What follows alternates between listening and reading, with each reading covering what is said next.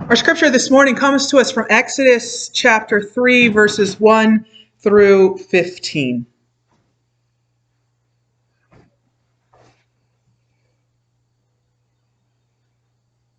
Now Moses was tending the flock of Jethro, his father-in-law, the priest of Midian.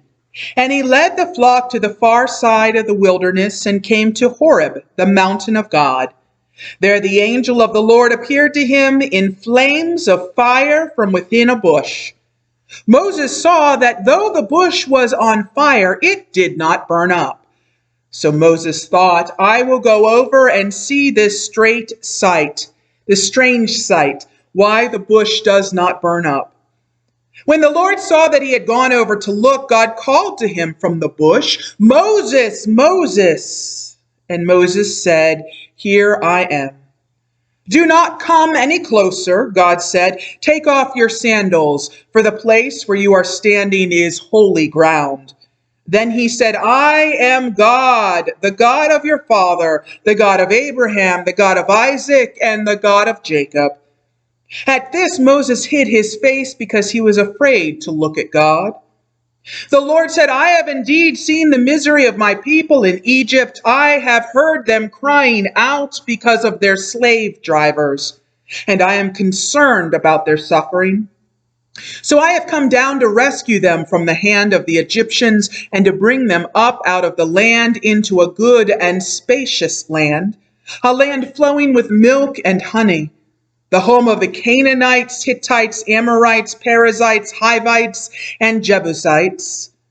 And now the cry of the Israelites has reached me, and I have seen the way the Egyptians are oppressing them. So now go. I am sending you to Pharaoh to bring my people, the Israelites, out of Egypt. But Moses said to God, Who am I that I should go to Pharaoh and bring the Israelites out of Egypt?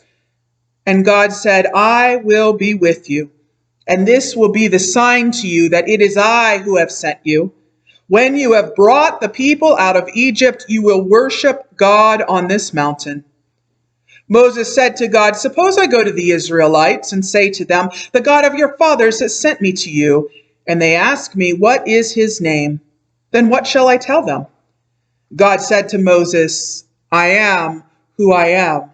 This is what you are to say to the Israelites, I am has sent me to you. God also said to Moses, Say to the Israelites, the Lord, the God of your fathers, the God of Abraham, the God of Isaac, and the God of Jacob has sent me to you. This is my name forever, the name you shall call me from generation to generation.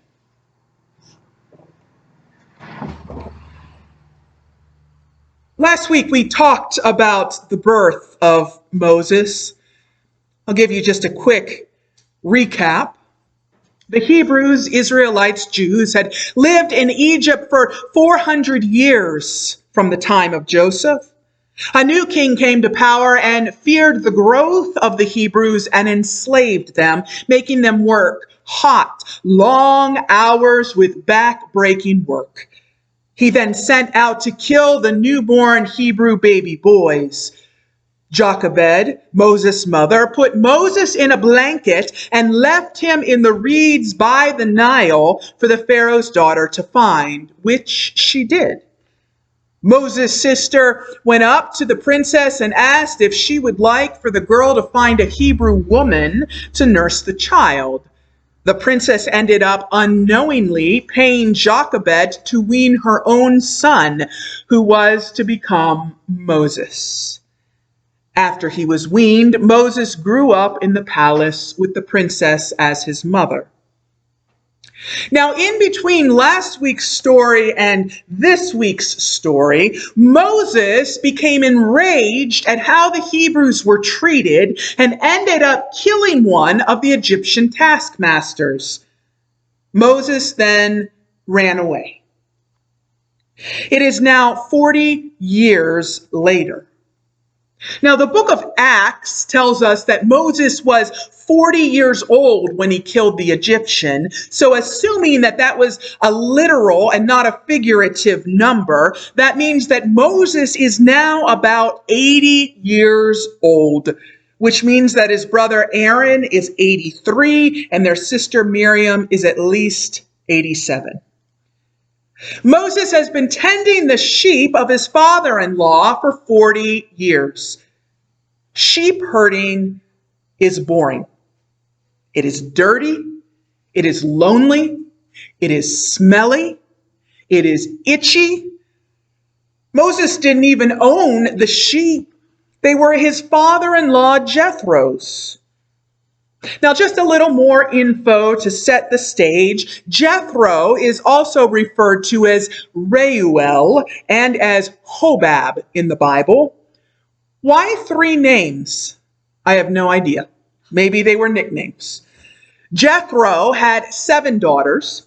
He gave his daughter Zipporah to be Moses' wife. Zipporah must have been much younger than Moses because Moses was 80 and Jethro was still alive.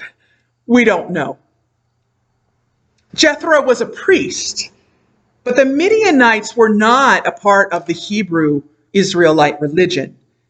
We don't really know much about the religion of Jethro, but the Druze, D-R-U-Z-E, religion, even today, call him their prophet.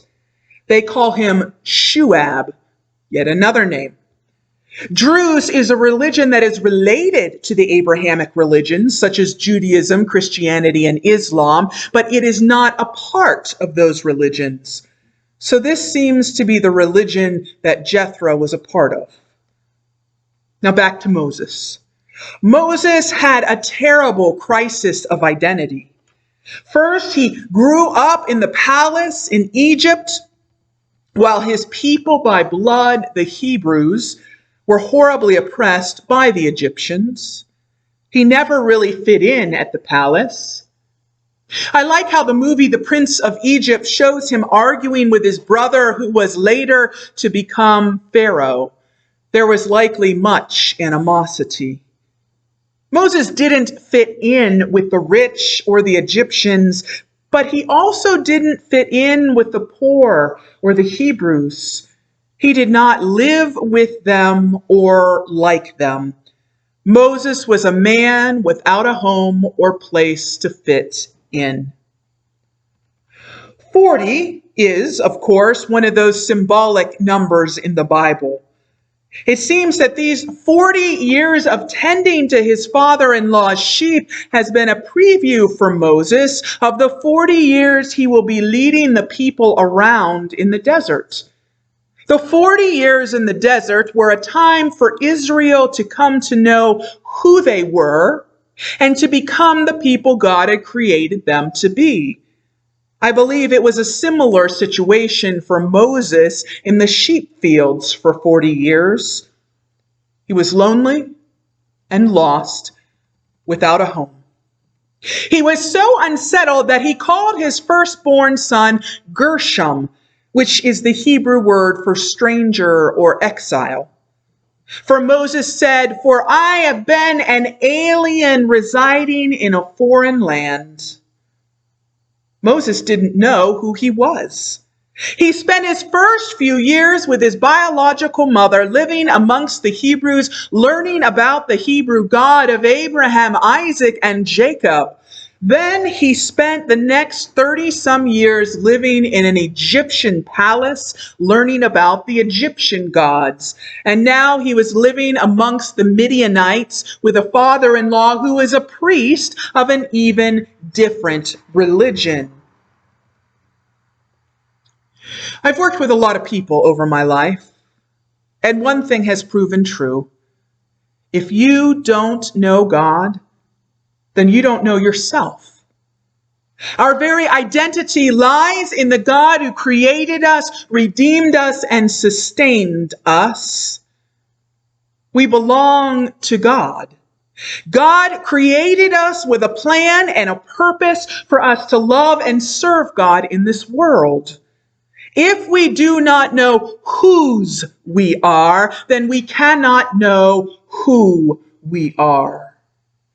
Moses does not know who God is, and Moses does not know who he is. He has a crisis of identity. Now, Moses was not the only one having a crisis of identity. The Hebrew people were wondering where God was. It would appear that God had been silent for 400 years, since the time of Joseph. Now, when we say that God had been silent, what that really means is that there were no big prophets at that time. Did God speak to the hearts of faithful believers? Sure. But there was no one speaking prophetically on behalf of God to the people. Now, why is this important? Because from the last Old Testament prophet to the coming of Jesus and John the Baptist in the New Testament is a silent period of 400 years. Once again, we are seeing how the story of Moses serves as a foreshadowing or a mirror of the story of Jesus. God was silent for 400 years before bringing the Savior, little s, Moses, to lead the people out of Egypt and into freedom. God was silent for 400 years before bringing the Savior, big S, Jesus, to the people to lead them out of slavery to sin and into the freedom of grace. Now, the end of Exodus chapter 2 says, "After a long time, the king of Egypt died. The Israelites groaned under their slavery and cried out. Out of their slavery, their cry for help arose to God. God heard their groaning, and God remembered his covenant with Abraham, Isaac, and Jacob. God looked upon the Israelites, and God took notice of them." Moses was suffering, struggling over his situation and his identity. The Hebrews were suffering, struggling over their situation and their identity, and God heard their cries. How often do we suffer, struggling over our situation and identity, wondering if God hears us, if God sees us, wondering if God remembers the covenants God made with us? God remembers. The same God who heard the cries of the Israelites hears our cries. So here is this 80-year-old man, Moses, out tending to the flock. I can picture him looking out over the field, wondering how his life had led to this. He leads the flock and goes as far as Horeb, the mountain of God, although he does not know yet that it is the mountain of God. And it says that an angel of the Lord appeared to Moses in a burning bush, although we come to discover that it was actually God. Well, obviously that would catch anyone's attention. And it did indeed catch both Moses' attention and his intrigue. And God called out, "Moses, Moses." Now, God has a way of calling out twice to emphasize a deeper calling. Other examples of this in the Bible include calling Abraham, Abraham, Jacob, Jacob, Samuel, Samuel. And then Jesus continued this trend with Martha, Martha, Simon, Simon, and later it was Saul, Saul. In today's story, God calls Moses, Moses, and Moses answers, "Here I am." Now, had Moses known what was about to happen, he probably would have turned around and run off, but he did not. God informed him that where he was standing was holy ground and he must remove his sandals. Muslims today must remove their shoes before entering the place of worship, as do some other religions. It is a sign of respect and humility. But personally, I think it is something else as well. There is something powerful about having your feet in the sand or the grass. It is a deeper connection with the earth and hence with the one who created the earth. Taking your shoes off also enlivens your senses and grounds you, literally and figuratively. I think that part of the reason God wanted Moses to take his shoes off was because God didn't want anything between God and Moses. I think it brought about a deeper connection at the moment. God continues on to introduce who this speaking voice is. Remember, Moses had been taught about a lot of gods. And God says, I am the God of your father, the God of Abraham, the God of Isaac, and the God of Jacob.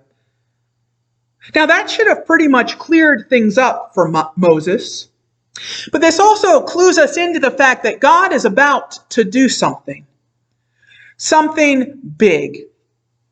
Because over and over in the Bible, God often says, I am the God of the covenant of Abraham, Isaac, and Jacob, when God is about to prove God's faithfulness to God's covenant once again. At this point, Moses hid his face, for he was afraid. One can look on an angel, but to look upon God directly is death, because no one is holy enough to see God's face and live.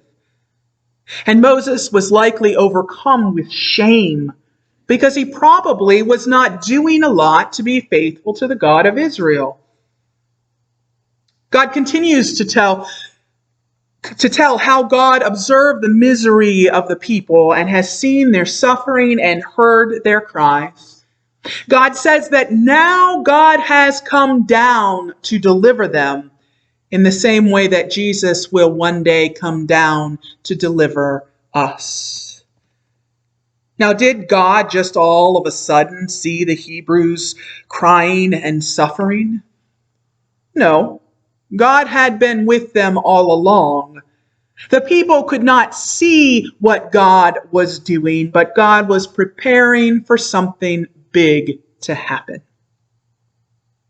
I think of how in our lives God often seems to be silent. We turn on the TV and see all the horrible things going on in the world, and we think, where is God? Why doesn't God intervene? I like the words of a praise song that says, even when I can't see it, He's working. Even when I can't feel it, He's working. He never stops. He never stops working. Just because we cannot see it or feel it does not mean that God is not up to something. God is always up to something. Now, at this point, Moses is probably really excited. God is in the midst of the burning bush, a symbol that God is in the midst of the suffering of the people, of the fires of tribulation. And now God is verbally telling Moses that God sees the suffering of the people and is going to deliver them. For 40 years, Moses led sheep around in the wilderness, sidestepping sheep poop, remembering the things he had seen in Egypt that led to him killing the taskmaster. The flashbacks probably never left him. The sounds of the whips and the cries of the grunts, the smell of dirt and sweat and blood, the feel of the sandy wind upon his face and the sweat on his brow, and all of the horrible sights of the people being beaten and mistreated and worked to death. He probably spent 40 years asking himself what he could have done differently to have helped the people. And now God was telling him that they were going to be delivered. Moses must have been very excited and relieved. Now, had Moses had more than a few seconds between God's revelation to him of what God was going to do to free the people and what God was about to say next, Moses might have stopped and thought, wait, why are you telling me this. But God did not give him enough time to ponder that thought. Instead, God just kept talking, telling Moses that God was sending him to go to Pharaoh to bring the Israelites out of Egypt. I kind of laugh when I read this because the way it's presented to us is as if God just states everything matter-of-factly, as if it'll be an easy task. Almost like God was saying, I'm going to the store. You're going to come with me and put milk in the cart. Moses goes from being excited and relieved to terrified in like 2 seconds flat. I can just picture his face and imagine what his thoughts must have been. Wait, what? What just happened here? Moses is not really excited about the task to which he has been called. He knows it's going to be grueling. And he probably knows that he might not make it out alive. So Moses says to God, who am I that I should go to Pharaoh and bring the Israelites out of Egypt? You know, we're all called to big tasks in life. Thankfully, we're not all called to tasks as big as Moses, but we are all called to difficult tasks. Raising kids, a tough task. Fixing a marriage, a tough task. Working with troubled people, a tough task. Building a ministry, a tough task. Going on a mission trip, a tough task. Caring for a dying loved one, grueling. Breaking off a bad relationship, heart-wrenching. Getting freed from addictions, changing one's lifestyle, making sacrifices, really hard, rebuilding, tough. It's really easy to feel like we cannot do what God is calling us to do. People talk about having faith in yourself, but that's not really the answer. When I'm feeling totally unqualified, when I'm feeling like a total loser, when I feel unbelievably weak, I am reminded that it's not all about me. It is not about my ability or desire or energy to get things done, whether it is getting all the wash done in time for a trip or starting a new ministry. It is not about what I believe about myself. It is about what I believe about God. It is God who works in our strengths and our weaknesses. It is God who has the ability to get it, whatever it may be, done. In fact, sometimes it is through our weakness that God does God's greatest work. My life verse is 2 Corinthians 12:9a, which says, my grace is sufficient for you, for my power is made perfect in weakness. So let's just say that means that God's power is made pretty perfect in my life because I have a lot of weaknesses. Who am I? Moses said. And frankly, that's what Moses has been saying his entire life. Who am I? But he is soon to discover that it really doesn't matter who he is. It matters who the God who calls him is. God says, I will be with you, and this shall be a sign for you that it is I who sent you. When you have brought the people out of Egypt, you shall worship God on this mountain.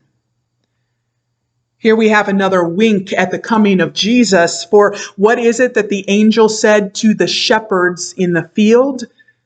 This shall be a sign for you. And then the angel went on to talk about Jesus being wrapped in swaddling clothes and lying in a manger. And here we are over 1,000 years earlier, and God is speaking to this shepherd in a field, saying, and this shall be a sign for you.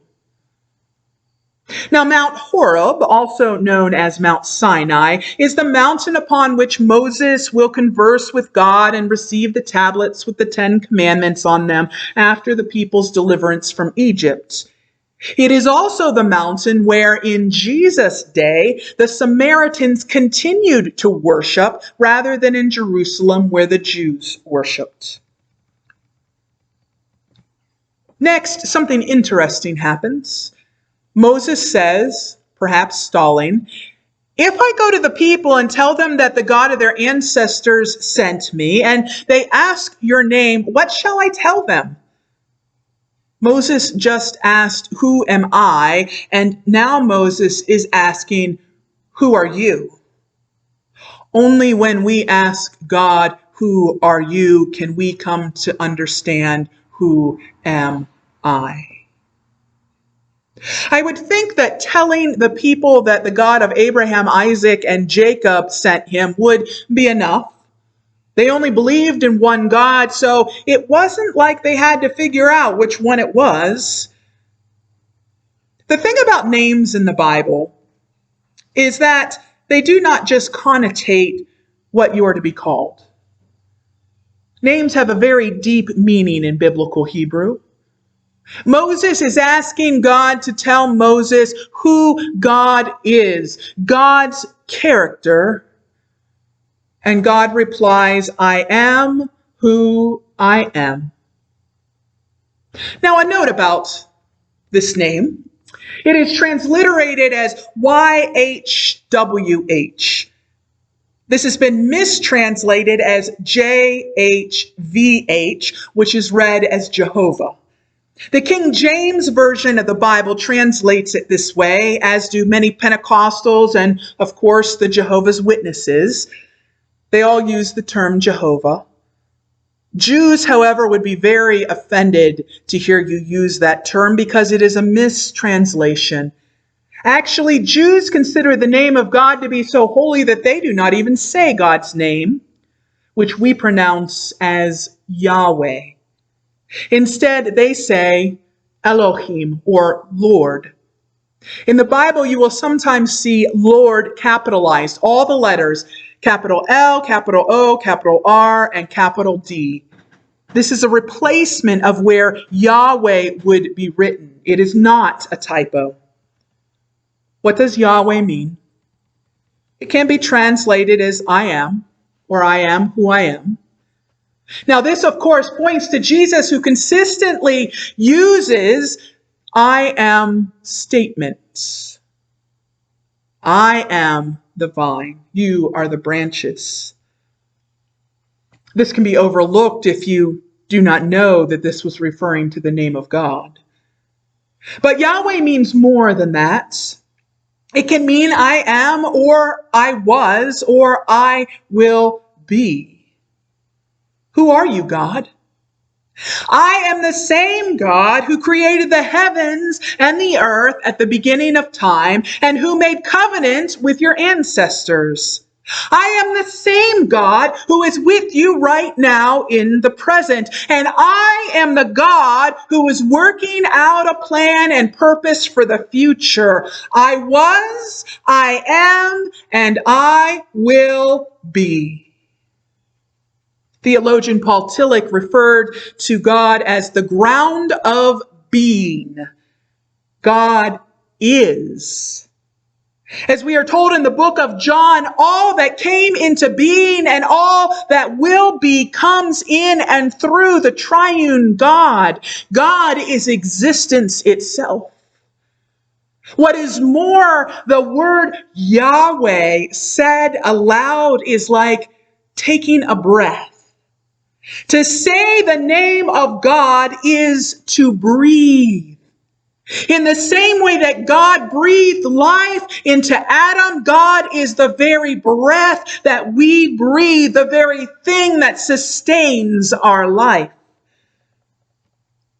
Now, I'm sure that at this particular moment, Moses wasn't really able to ponder deeply enough to write a theological paper on just what God meant by saying that God is I am. In fact, Moses was probably even more confused than before he asked the question of what God's name was to begin with.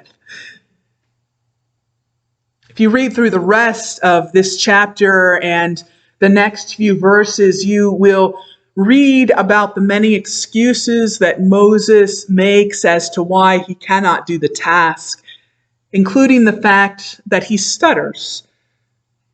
Every time Moses makes an excuse, God provides a solution. Only when he runs out of excuses does Moses relent and follow where God is calling him. We are going to continue on our journey through the book of Exodus over the next few weeks. We've already seen a lot of action, but there's a lot more to come. And as we dig deeply, we will discover that the Exodus story is so much more colorful and deep with meaning than you ever learned in Sunday school.